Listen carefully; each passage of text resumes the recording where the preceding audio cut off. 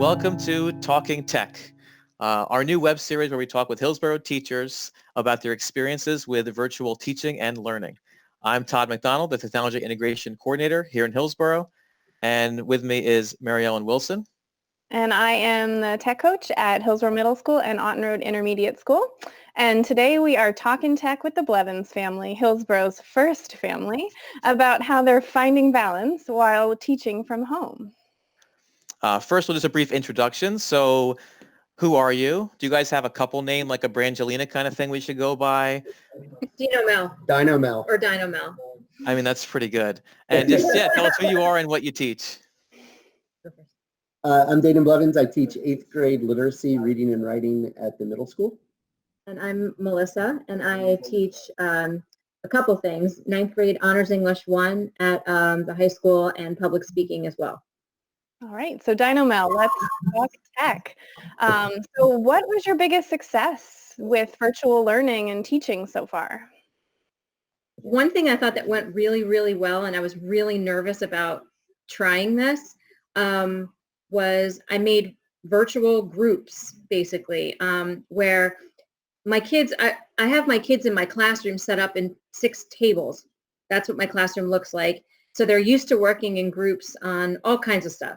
And this one assignment that I always do as a group assignment, this poetry analysis activity I do, all I wanted to do was try to maintain that group structure in some way virtually.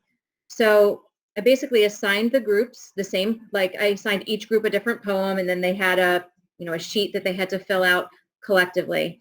And what I did was and this was actually on Danon's recommendation because he's done this before, I shared the document with someone that I deemed from each group to be the table representative.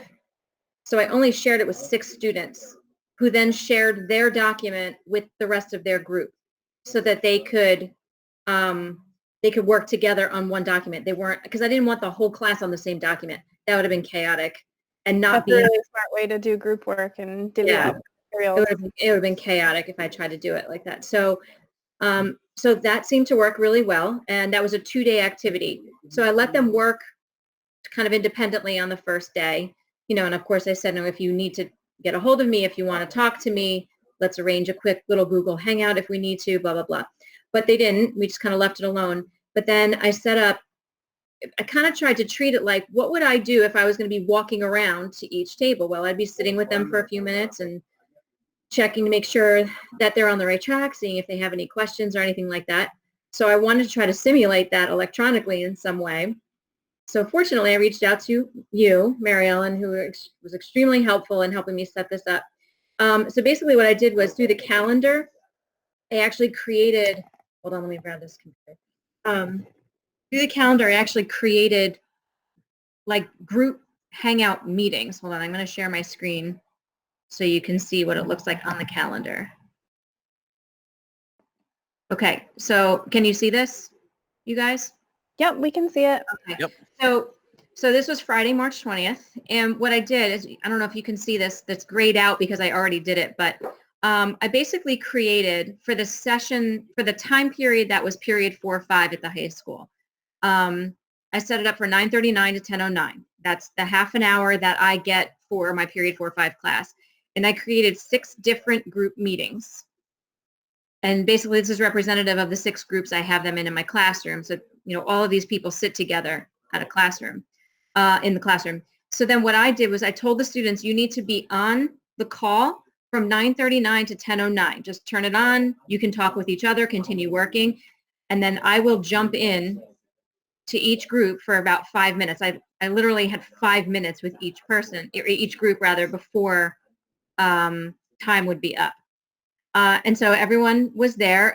There were like 1 or 2 groups that had one or two students who couldn't get there for whatever reason, but they emailed me separately, and I counted that as their attendance for the day, and they kind of filled me in on what they were able to accomplish by themselves. But it was really pretty cool because it worked. And then so I did that with 2 classes back to back. So my period 4 or 5 class and my 7-8 class. With 7-8, I remember there was one group that we talked for a little while, and I was like, oh my gosh, guys, I gotta go. That's Another great. group's I'm so waiting glad that for it me, and worked then I was out so actually well for late you. to their group. Yeah. Yeah, and if you post that to Twitter, you can make sure you use the hashtag #quarantinagers. That was trending. Totally. And how about you, Dan? How are things going for you? What's been your biggest success? My biggest success, I'd have to say, is, and we both have been trying to do this, trying to maintain exactly what we would be doing if we were physically at school in the classroom. I haven't changed my curriculum. I haven't changed really my activities, maybe the delivery of the activities, the delivery of the information, but the activities that my kids are doing are still the same ones we would be doing if we were physically in school. So I think that's probably what I would consider my biggest success at this point, because I wasn't sure if that was possible a week ago when we were saying, hey, you're doing this.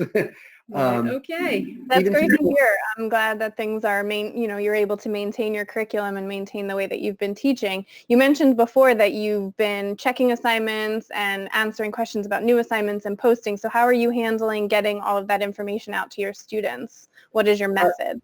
Well, again, we're in a much better place, I think, in our district than some other districts because we do have the one-to-one initiative. And it's forced us to change our teaching anyway. So Google Classroom, which I've been using for years, is what I've been using through all of this. So it's really just like I've been absent every day because when I'm absent and we're in school, I use Google Classroom and, post the work. So the kids are used to it even in class. I post all the work on Google Classroom. So just using that same platform has been a nice consistency thing. And I've even, today I had a conference with a student, a one-on-one conference over one of their papers because they have a paper due tomorrow. And it would have been due tomorrow if we were in school too. And I put out there, if anyone wants to have a conference on their paper live, let me know. So her and I did a Google Hangout and got to talk for a little bit. And then she pulled up her document on her computer and I pulled it up on mine and we were able to look at it and actually help her edit and revise a little bit and change some things around to get the paper ready to hand in. So, Great. You're doing writing conferences even from home. Yeah. So it's really amazing that you can, with some forethought and some trial and error, you can pretty much maintain what you would in the classroom. You kind of both touched on what's next, and it seems like what's next is what would have been next even if we hadn't gone to this virtual learning environment.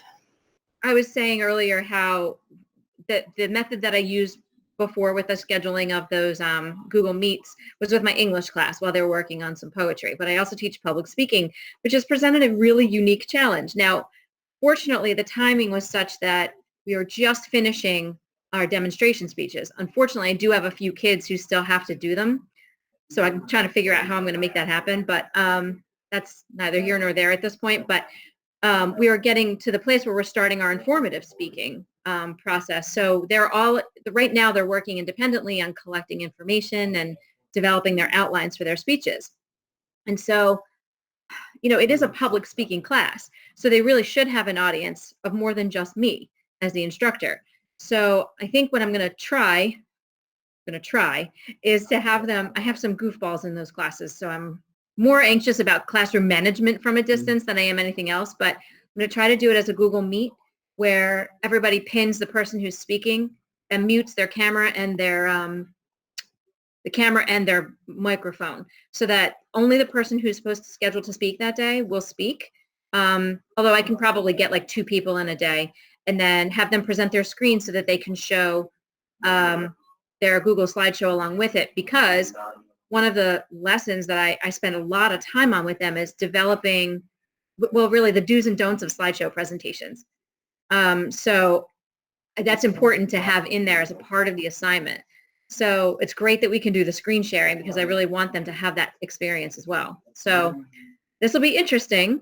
We'll see how it goes. I might record them and record the session and see how it goes. But yeah, so that's kind of where I'm leaning toward kind of moving into next week or the week after. Yeah, I'm getting ready to start a new paper, new genre of writing realistic fiction stories. And when I'm in the classroom, I have them write several of them. And then ultimately another student picks which one they hand in for their final grade based on final. So I haven't really thought about that process yet. My plan is to somehow do that. I did have a voting session last week. I do Yo Mama vocabulary with my kids every week, and on Thursdays they have to come up with their own original Yo Mama joke for the vocabulary word. And we put them on, each table puts up their representative on the board, and then the whole class votes old school style with putting their heads down and raising their hands. And the winner gets their joke put on my wall that I have, my Yo Mama wall. So we did that virtually this time, and I had them fill out a Google form with their joke, and then I chose the top 6 from each class, and then made another Google form that they voted on.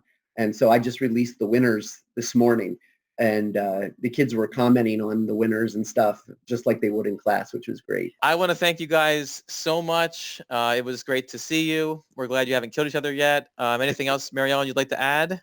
No, I just want to say thank you both for talking tech with us today. Yeah. Absolutely. Thanks, guys. Good luck. All right, Thank you. thanks. You See guys you soon, too. See ya. hopefully.